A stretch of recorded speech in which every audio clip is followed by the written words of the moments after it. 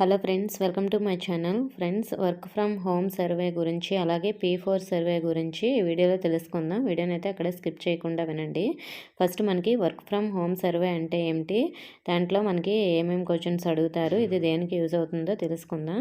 Friends, మనకి work from home survey అనేది మనకి వేలాది మంది యువతకు స్వగ్రామంలోనే ఉద్యోగ అవకాశాలు కల్పించేందుకు అయితే అవకాశం ఉంటుంది. అలాగే ఉద్యోగులకు వర్క్ ఫ్రమ్ హోమ్ ద్వారా కలిగే ప్రయోజనాలు, సవాళ్ళు, అలాగే అవసరమైన మౌలిక వస్తువులు వంటి అంశాలపై ప్రభుత్వానికి స్పష్టమైన అవగాహన లభించేందుకు కూడా ఈ సర్వే ఉపయోగపడుతుంది.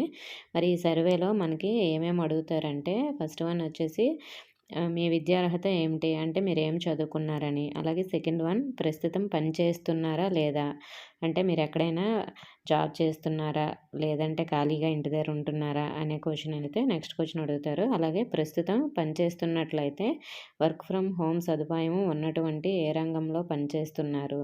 అలాగే నెక్స్ట్ క్వశ్చన్ వచ్చేసి వర్క్ ప్రొఫైల్ కింద ఇంటి వద్ద నుండి పనిచేస్తున్నారా, లేదంటే మీరు ఆఫీస్ నుండి పనిచేస్తున్నారంటే డైలీ మీరు ఆఫీస్కి వెళ్ళి మీరు జాబ్ చేస్తున్నారా, లేదంటే ఇంటి దగ్గర ఉండి వర్క్ చేస్తున్నారా అనేది కూడా మనకు అడుగుతుంది. అలాగే హైబ్రిడ్ మోడల్లో కొంతకాలం ఇంటి వద్ద, కొంతకాలం ఆఫీస్లో పనిచేస్తున్నారా, ఇలా కూడా మనకు అడుగుతారు. నెక్స్ట్ క్వశ్చన్ ఏంటంటే, ఇంటి వద్ద నుండి పనిచేస్తున్నట్లయితే మీ ఇంటిలో వర్క్ ఫ్రమ్ హోమ్ ఫెసిలిటీ ఉన్నదా లేదా అనేది కూడా అడుగుతారు. నెక్స్ట్, వర్క్ ఫ్రమ్ హోమ్ అవకాశం ఉన్నట్లయితే మీ ఇంట్లో బ్రాండెడ్ కనెక్టివిటీ అవకాశం ఉందా. అలాగే నెక్స్ట్, బ్రాండెడ్ కనెక్టివిటీ అంటే మీకు ఎంత స్పీడ్తో ఇంటర్నెట్ సదుపాయం ఉంది. నెక్స్ట్, మీ ఇంట్లో వర్క్ ఫ్రమ్ హోమ్ కింద మీ స్నేహితులకు లేదా మీ కొలీగ్ లేదా మీ తోటి ఉద్యోగులకు వర్క్ ఫ్రమ్ హోమ్ సదుపాయం కొరకు ఇంట్లో ప్లేస్ ఏమైనా ఉందా, సపరేట్గా రూమ్ ఉందా లేదని కూడా అక్కడైతే మనకి ఆప్షన్ అయితే ఉంటుంది. ఉంటే ఉందని, లేకపోతే లేదని పెట్టుకోవాలి. నెక్స్ట్, ఉంటే ఆ రూమ్ యొక్క మనకి ప్లేస్ ఎంత అనేది కొలత అడుగుతారు. అలాగే నెక్స్ట్ క్వశ్చన్ వచ్చేసి ఎంతమంది వరకు వర్క్ ఫ్రమ్ హోమ్ కింద ఆ రూమ్లో పనిచేయడానికి అవకాశం ఉంటుంది అంటే ఇద్దరికి అవకాశం ఉందా, లేదంటే ఒక ముగ్గురికి, 5 మెంబర్స్కి, ఇలా ఎంతమందికి ఆ రూమ్లో వర్క్ చేసుకోవడానికి మీకు ప్లేస్ ఇంట్లో ఖాళీగా ఉందనేది కూడా అడుగుతారు.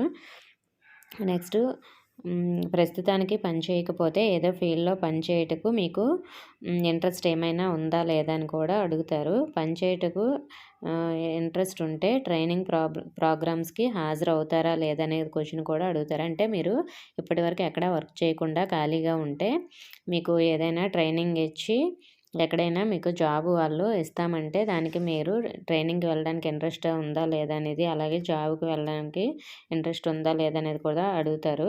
ఒకవేళ ఇంట్రెస్ట్ ఉంటే మీరు ఇంట్రెస్ట్ ఉందని చెప్పాలి. లెస్ అని క్లిక్ చేస్తారు, లేదంటే నో అని క్లిక్ చేస్తారు మీకు ఇంట్రెస్ట్ లేకపోతే. సో ఈ విధంగా ఈ సర్వే అయితే జరుగుతుందండి.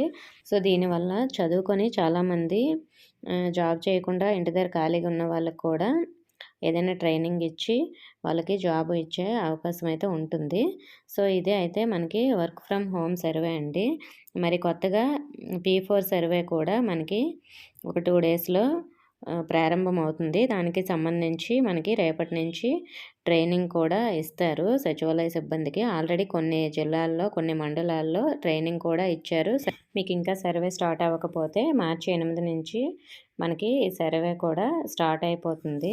సో మరి మనకి మ్యాక్సిమం అన్ని జిల్లాల్లో, అన్ని మండలాల్లో మండే నుంచి అయితే ఈ సర్వే స్టార్ట్ అయిపోతుందండి.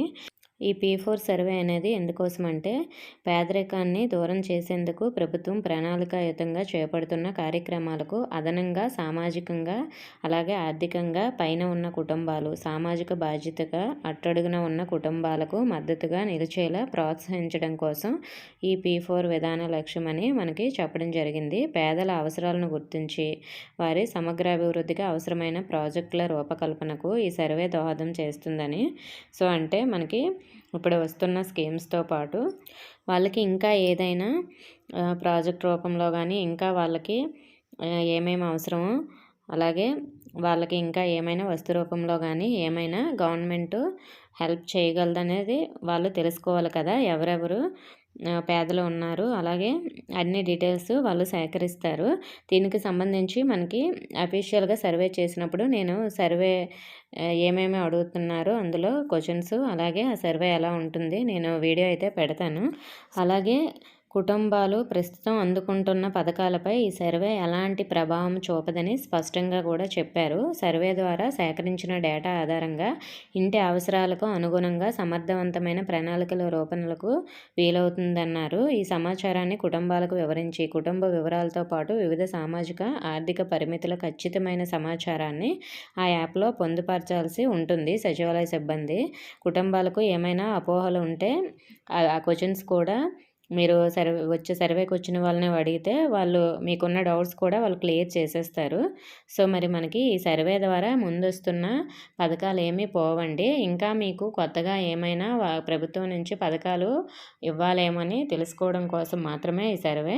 ఓకే ఫ్రెండ్స్, ఈ సర్వేకి సంబంధించి ఇంకా మిగతా డీటెయిల్స్ అన్నీ కూడా నేను లైవ్ వీడియో అయితే పెడతాను నెక్స్ట్ వీడియోలో. మీకు ఇంకా ఏమైనా డౌట్స్ ఉంటే కామెంట్ చేయండి. ఇన్ఫర్మేషన్ నచ్చితే వీడియోని తప్పకుండా లైక్ చేసి మీ ఫ్రెండ్స్కి షేర్ చేయండి. మన ఛానల్ సబ్స్క్రైబ్ చేసుకోండి. Thank you for watching.